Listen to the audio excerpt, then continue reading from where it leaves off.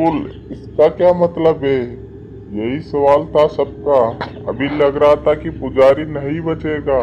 Doctor को बुलाने गया था कोई, लेकिन अभी तक देर हो चुकी थी, पुजारी नहीं रहा। उसका कोई सगा तो था नहीं, इसलिए सबने मिलकर उसका आखिरी संस्कार कर दिया और कार्यक्रम करते हुए उसको शाम हो गई। फिर सभी लोग घर पहुंचे और सभी को एक सवाल खाया जा रहा था कि स्कूल। पुजारी ने मरते वक्त स्कूल स्कूल क्यों बोल रहा था? यह जो पुजारी था काफी ज्ञानी था, लोगों की बीमारियां जड़ी बूटियों से ठीक करता था। कुछ एक लोगों को भूत भी भगाए थे ऐसा सुना था, इसलिए पुजारी की बात सबके मन में ले रहे थे। उसने जो किया गांव के भले के लिए किया। दिन बीतते गए, पुरानी बातें भूल गए, अपने काम में लग गए। गर्मी के दिन थे, शाम को स्कूल में सब लोगों की पार्टी थी। मेरे पिताजी भी जाने वाले थे, मैं उनके साथ गया ड्राइवर बन के।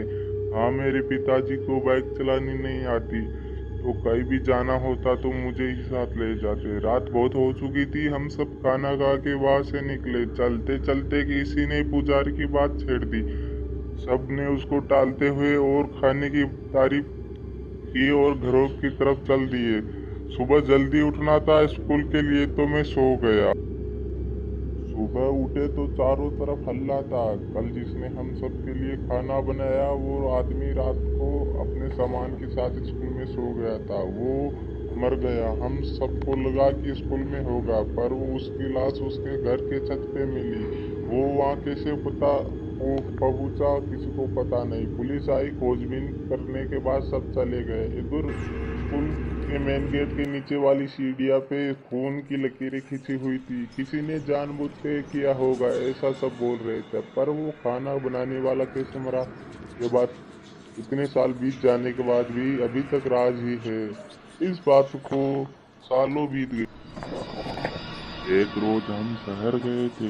मेरे छोटे भाई की तबीयत कुछ ठीक नहीं थी।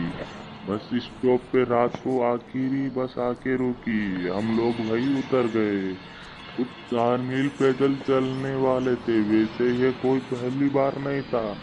हम पहले भी यहाँ उतर कर पैदल गांव जा चुके थे, पर आज रात बारिश हो रही थी, बिजली नहीं थी। या बिजली जाना बहुत आम बात थी। पिताजी ने छोटी टॉर्च सामने पकड़ के मेरी माँ और मुझे चलने को कहा। हम सब पिताजी के पीछे चल रहे थे।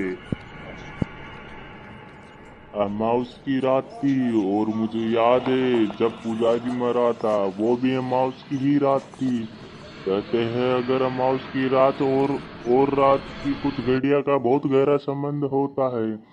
इसमें भूत पिशाच बहुत ताकतवर होते हैं, अपनी इच्छा को पूर्ण करने के निकलते हैं। उनके रास्ते में जो भी आड़े आता है वो उनको नुकसान पहुंचाते हैं। लेकिन ये बातें सुनी सुनाई है।